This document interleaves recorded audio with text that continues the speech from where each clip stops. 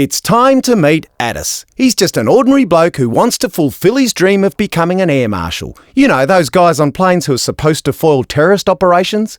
So we put him through a little field test to see how he would perform under pressure. I think it's fair to say we should be alert and alarmed if Addis ever gets this job.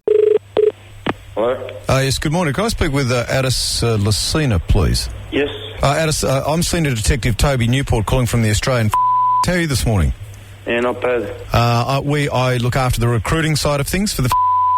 Yes. I understand you recently applied to the Defence Force for a position as an air marshal. Yes. Now, you understand that it's not, in fact, the Defence Force that looks after that, it's us, the. Yes, yes. Now, look, we'd be happy to interview you. Yes. If you're keen. What I do generally is I try and ascertain the character of people over the phone. Yep. Before we actually go to the trouble of getting you in for an interview and things like that. Yes.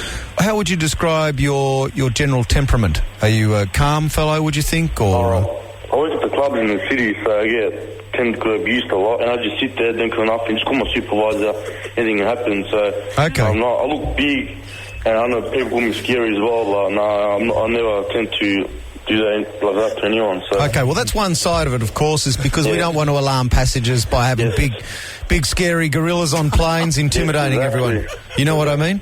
Yes. But having said that, if a situation arises, we need someone who can very quickly intimidate offenders and quell the situation. Yes. So I need to ascertain to some extent how you would behave in that environment, right? So are you happy to play a little bit of role play with me?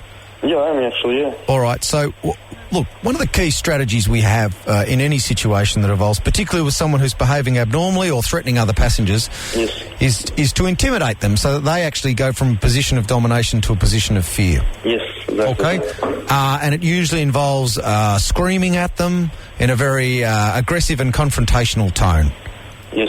All right, so could you give me an example? If a guy stood up, right, and was threatening passengers, what you might say to him. Now, and I won't curb you here with language, I won't put language restrictions on you or whatever. You need to just flip right off the handle at this guy, okay? Yes. All right, so away you go. Bloke stood up, he's threatening passengers, and you say... Sir, do you mind if you sit down, sir? You're harming the passengers here. And for my responsibility of these passengers on board, I've got to ask you to sit down and calm yourself. What I need from you is something a little more aggressive, yes. and I'll leave it in your hands. Okay, so now a passenger is stood up. He seems to be threatening other passengers and moving towards the cockpit, and you say... Sir, I've asked you to sit the down. These passengers are my responsibility, so can you please sit down before I arrest you and shoot you? Right. Okay, look, I see you're starting to get the message across, but I'm not picking up the aggression and the intimidation. It's still a please sit down or I may have to shoot you. And more oomph. Yeah, more oomph, okay? Yeah. Away you go. So man stands up, he's making his way towards the cockpit and you say...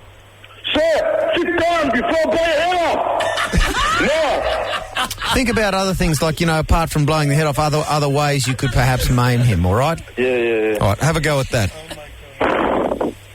Stands up, I give some look at the cockpit. Sir, sit the down before I shoot you in the kneecap, or 2 kneecaps or in the shoulder. Sit down now. Right, it sounds to me like you're giving him choices there like a game show.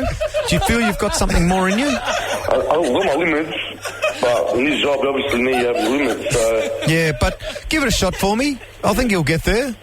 Yeah. Sir, tell me I get to the knees before I cut your neck off. I don't shoot your brain off if you don't sit down. I don't want to break your elbows and your shoulders and cut your neck off. Yep, more. I'm going to shoot you in the chest and rip your heart out. Yep, and more. Oh, I don't know. I can't think of anything else. He's still walking towards the cockpit. It's you. You've got 300 life. I'm going to shoot your brain. I'm going to shoot you in the head and your shoulders and your knees. I want to hear you say head, shoulders, knees and toes. Head, shoulders, knees and toes. Knees and toes. Knees and toes. Knees and toes. Knees and toes. Head, shoulders, knees and toes. Shoulders, knees and toes. Right, and then I'm going to fart on your head. Then I'm going to fart on your head. And then I'm going to do the typewriter. Then I'm going to do the typewriter on you. That's right, they're going to rip your arm off, give you a Chinese burn and shove it up your jacksie. I'm going to rip your arm off, make a Chinese burn and rip it up your Right, that's it. Now you're intimidating him. Yes. Right, and now you're back to calm. And we've moved away from the kneecaps, yeah? Yes. Okay, fantastic. So, should we organise an interview? Yeah. All right, do you want to come into our offices? Yes. Okay. Our address is 1019...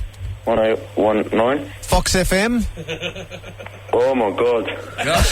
Yeah. It's Matt Dilly here from the Fox. Is it got your call? No, way. Oh, yes, it is. Are you serious? Yeah. Oh, my. Who set me up? Please tell me. Sonny. Oh, my God. I want to shoot him. Oh,